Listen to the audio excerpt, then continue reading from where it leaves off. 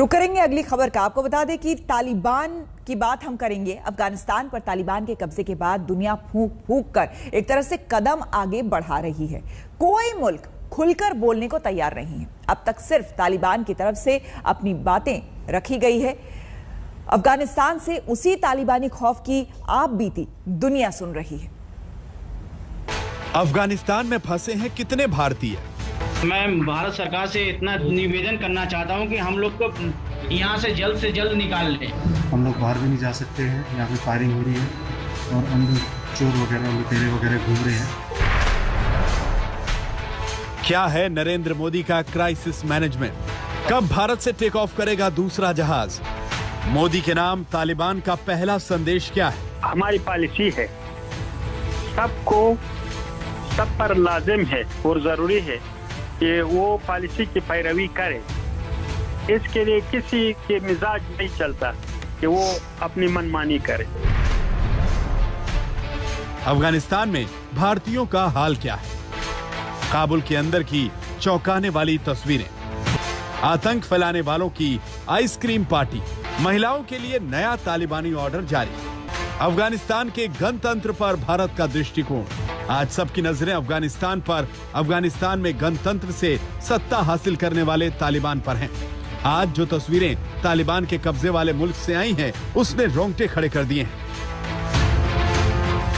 ये तस्वीरें खौफजदा करने वाली हैं और अफगानिस्तान में फंसे हिंदुस्तानियों को लेकर चिंता बढ़ाने वाली हैं। लेकिन कुछ तस्वीरें तालिबानी सोच को सीधी चुनौती देने वाली भी आई, तालिबानी विचारों पर चोट करने वाली आई। सोचिए, जिस तालिबान ने महिलाओं के खिलाफ जुल्म की इंतहा की, वही महिलाएं मौत के डर को दरकिनार कर तालिबान के विरोध में आवाज बुलंद करती दिखी। वही अफगानिस्तान के कुछ प्रांतों में तालिबान के खिलाफ लोगों ने अपने मुल्क का झंडा लेकर हल्ला बोला। तालिबान ने गोलियां दागी, लेकिन प्रदर्शन कर रहे लोगों का हौसला नहीं तोड़ पाए। अफगानिस्तान को लेकर पूरी तस्वीर समझाने के लिए आपको 10 बड़ी खबरें हम बताते हैं। ऐसी 10 बड़ी खबरें जो तालिबान और अफगानिस्तान का भविष्य तय करने वाली है। आज हम अफगानिस्तान के अंदर की एक एक डिटेल आपको बताएंगे। सबसे पहले अफगानिस्तान से जुड़ी 10 बड़ी खबरें। बड़ी खबर नंबर 1, जलालाबाद में अफगानी झंडा लेकर प्रदर्शन कर रहे लोगों पर तालिबान ने चलाई गोलियां।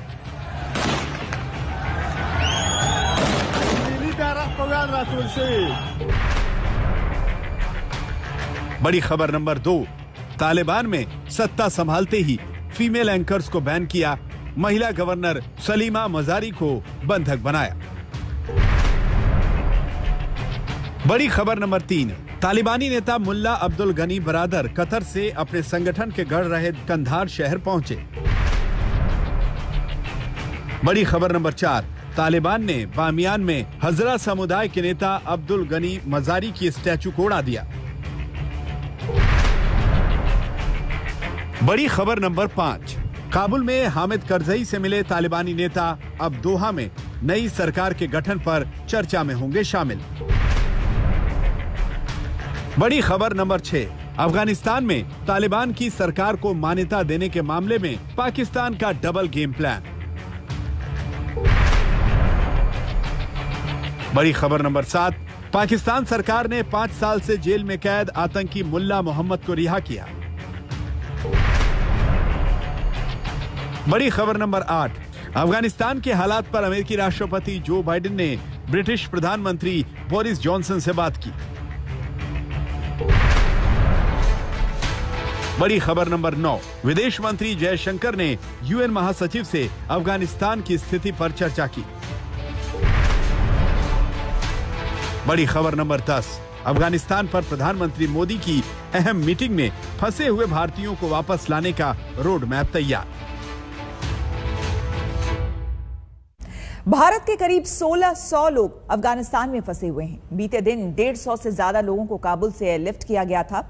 अब अफगानिस्तान में फंसे लोगों को एयरलिफ्ट करना है। ये कैसे होगा? प्रधानमंत्री नरेंद्र मोदी की अगुवाई में हुई मीटिंग में प्लान तैयार हो चुका है। मोदी ने मिशन एयरलिफ्ट पार्ट 2 को हरी झंडी दिखा दी है। सैटेलाइट तस्वीरों में सीक्रेट ऑपरेशन का सच, आज तक पर ऑपरेशन की एक्सक्लूसिव तस्वीरें।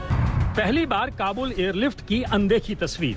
आपने काबुल से वतन वापसी की तस्वीरें देखी, आपने भारत लौटे लोगों को सुना, लेकिन काबुल में ये कैसे हुआ, एक्सक्लूसिव तस्वीरों की ज़बानी आपको समझाते हैं। काबुल में भारत के सीक्रेट ऑपरेशंस की सैटेलाइट तस्वीरों में पूरा सच कैद है। सूत्रों के मुताबिक मिशन एयरलिफ्ट में 14 बुलेट प्रूफ गाड़ियों का इस्तेमाल किया गया। हम आपको ऑपरेशन की डिटेल्स बताएं, उससे पहले 16 अगस्त की इन तस्वीरों को देखिए। ये सैटेलाइट इमेज 16 अगस्त की हैं, जब भारतीय दूतावास के बाहर आपको गाड़ियां खड़ी दिखाई देंगी, जिसका इस्तेमाल लोगों को एयरपोर्ट पहुंचाने के लिए किया गया। बहुत गौर से देखिए, दूतावास के बाहर गाड़ियां खड़ी हैं और गाड़ियों के आगे काले रंग की गाड़ी भी आपको नजर आएगी। ये वही गाड़ी है जो काफिले को एस्कॉर्ट करते हुए एयरपोर्ट तक लेकर आई। अब आप दूसरी तस्वीर देखिए, ये 17 अगस्त की तस्वीर है और अब भारतीय दूतावास के बाहर कोई गाड़ी नहीं है। आपने सैटेलाइट की तस्वीरें देखी, अब इस ऑपरेशन में चुनौतियां क्या थी आपको बताते हैं। चुनौती नंबर 1, अफगानिस्तान में कोई एक्टिंग सरकार नहीं है। चुनौती नंबर 2, भारतीय दूतावास लोकल अथॉरिटी से मदद नहीं मांग सकता था। चुनौती नंबर 3, तालिबान के साथ डिटेल्स शेयर किए बिना एयरपोर्ट पहुंचना था।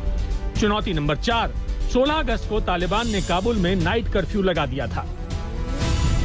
चुनौती बड़ी थी, लिहाजा प्रधानमंत्री कार्यालय से लेकर विदेश मंत्रालय एक एक मूवमेंट पर नजर रखे हुआ था। दिल्ली से टॉप अफसर निर्देश दे रहे थे तो अमेरिका से विदेश मंत्री एस जयशंकर कोऑर्डिनेशन का काम खुद संभाले हुए थे। करीब 15 किलोमीटर का सफर बहुत मुश्किल था। अफगानिस्तान में तेजी से बदलते हालात के बीच प्रधानमंत्री नरेंद्र मोदी पूरी स्थिति को मॉनिटर कर रहे थे। इस बीच पिछले 24 घंटे में 2 बार प्रधानमंत्री नरेंद्र मोदी की अध्यक्षता में सीसीएस की बैठक हुई।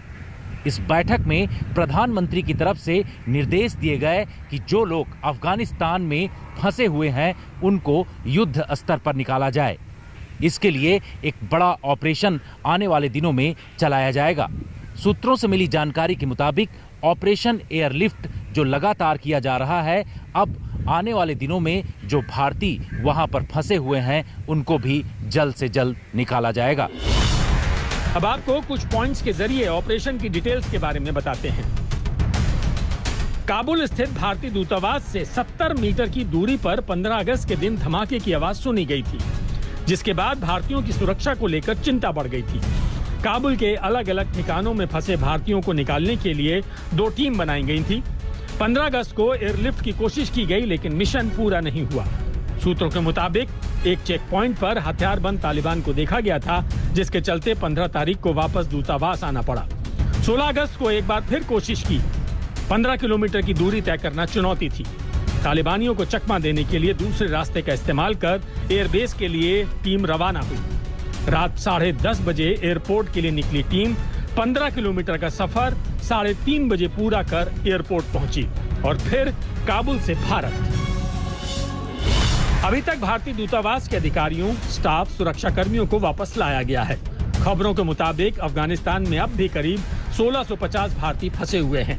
भारत सरकार सभी की भारत वापसी के लिए ऑपरेशन का रोड मैप तैयार कर चुकी है। विदेश मंत्रालय ने अफगानिस्तान में फंसे भारतीयों के लिए हेल्पलाइन नंबर, ईमेल आईडी जारी किए हैं। अभी तक 1650 भारतीयों ने वतन वापसी के लिए अप्लाई किया है। माना जा रहा है कि अब जब तालिबानी राज का आगाज हो गया है तो ये संख्या बढ़ भी सकती है। अफगानिस्तान से भारतीयों की वापसी के लिए कई और हवाई जहाज जल्द भेजे जाएंगे। अफगानिस्तान में फंसे भारतीय, सिख और हिंदुओं को वापस लाने का रोड मैप तैयार है। कई धर्मगुरु लगातार विदेश मंत्रालय के संपर्क में हैं। जल्द भारतीयों की वापसी होगी। मैं भारत सरकार से इतना निवेदन करना चाहता हूं कि हम लोग को यहाँ से जल्द निकाल लें। हम लोग बाहर भी नहीं जा सकते हैं, यहाँ पे फायरिंग हो रही है और अंदर चोर वगैरह, लुटेरे वगैरह घूम रहे हैं, तो क्योंकि यहाँ पे चोरी वगैरह होने का भी डर है। बाहर जा नहीं सकते हैं क्योंकि बाहर बहुत भीड़ है और फायरिंग भी हो रही है। अभी एयर इंडिया कब आ रही है हमें कुछ नहीं पता। 12:30 बजे का टाइम दिया था, एम्बेसी फ़ोन नहीं उठा रही है, कोई हमारे पास इन्फॉर्मेशन नहीं है। प्रधानमंत्री मोदी ने एक एक भारतीय को सही सलामत भारत लाने के प्लान को हरी झंडी दे दी है। एक बार फिर काबुल में मिशन एयरलिफ्ट पार्ट 2 को अंजाम दिया जाएगा। गीता मोहन के साथ अंकित कुमार, आज तक।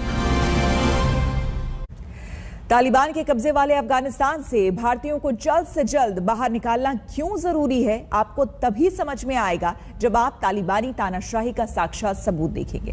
तालिबान का राज आते ही कैसे रातों रात बदल गया अफगानिस्तान, आपको दिखाते हैं। तालिबान के दो चेहरों की चर्चा पूरी दुनिया में हो रही है। एक चेहरा बेगुनाहों पर जुल्म ढाने का और दूसरा चेहरा मातम पर जश्न मनाने का। इसे आप तस्वीरों से समझिए। अफगानिस्तान में गणतंत्र की सत्ता स्थापित करने वाले तालिबानियों की आइसक्रीम पार्टी वाला है। तालिबानी सोच का मतलब क्या है, आप इन दो तस्वीरों से बखूबी समझ सकते हैं।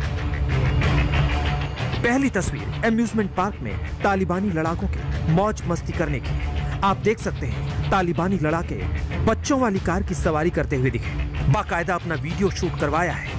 इसी पार्क के अंदर यही लड़ाके बच्चों के झूले पर झूलते हुए दिखे, यानी मौज मस्ती करते हुए दिखे। लेकिन इसी एम्यूजमेंट पार्क में तालिबानी लड़ाकों ने आग लगा दी पाया। तालिबान ने बामियान में हजारा कम्युनिटी के नेता अब्दुल अली मजारी की मूर्ति को ढहा दिया। आप इन तस्वीरों में देख सकते हैं, पहले यहाँ अब्दुल अली मजारी की मूर्ति हुआ करती थी, लेकिन तालिबान का राज आते ही मूर्ति को ढहा दिया गया। बड़ी बात यह है कि बामियान वही जगह है जहां तालिबान ने 20 साल पहले अपने पिछले शासन में बुद्ध की प्रतिमाओं को बारूद से उड़ा दिया था। मूर्तियों पर तालिबानी कट्टर सोच का असर आपने देखा। अब आप इंसानों पर तालिबानी सितम की पूरी दास्तां सबूतों के साथ देखिए। तस्वीरों में नजर आ रहे इन लोगों को सरेआम सजा दी जा रही है। घुटने के बल जबरन लोगों को बिठाया गया, चेहरा दीवार की तरफ और पीछे तालिबानी लड़ाके AK-47 लेकर खड़े हैं। वीडियो में साफ दिख रहा है कि जिंदगी और मौत की जंग चल रही है। तस्वीरों में तालिबान की गोली पर जिन लोगों के नाम है, उनकी पत्नियां जिंदगी बख्श देने की भीख मांग रही हैं, लेकिन फैसला तो तालिबान को करना था और उसने कर दिया। तालिबान के कब्जा जमाते ही एक बार फिर दहशतगर्दी का वही दौर शुरू हो गया जो 20 साल पहले दुनिया ने देखा था। ये तब है जब तालिबान दावा कर रहा है कि अफगानिस्तान में अमन और शांति है।